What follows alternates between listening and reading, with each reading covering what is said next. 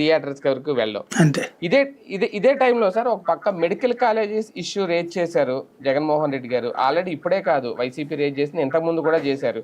కానీ దాని మీద అంటే అఫీషియల్ గా అయితే ఎటువంటి అనౌన్స్మెంట్ రావట్లేదు. అందులో వాస్తవాలను చూడాలా, లేదంటే నిజంగా ఆ దిశగా అడుగులు పడుతున్నాయా లేదని అనుకోవాలి. దానికి కౌంటర్ కూడా చేయట్లేదు కూటమి ప్రభుత్వం. ఎలా చూడాలి? ప్రజల్లో స్పందన లేనప్పుడు ఎవడో ఏం చేయలేడండి. రాష్ట్రం ఎట్టా దోపిడీకి గురైనా మాకేందిలే, మాకు నచ్చిన పార్టీ ఉంటే, మా నచ్చిన కులమోడు ఉంటే చాలు అనుకుంటే ఎవడేం చేస్తాడు?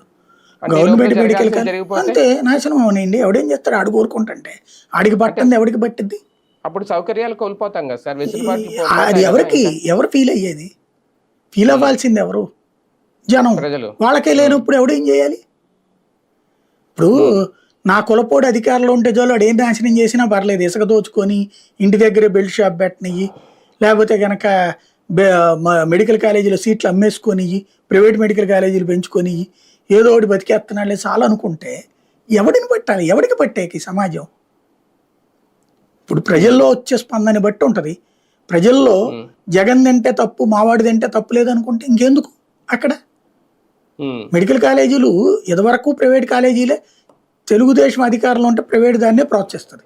మెడికల్ హాస్పిటల్ అయినా, మెడికల్ కాలేజీలైనా, లేకపోతే మామూలు కాలేజీలైనా సరే. అది మొదటి నుంచి ఉన్నటువంటిది. కాంగ్రెస్ ఉన్నప్పుడు, లేకపోతే రాజశేఖర రెడ్డి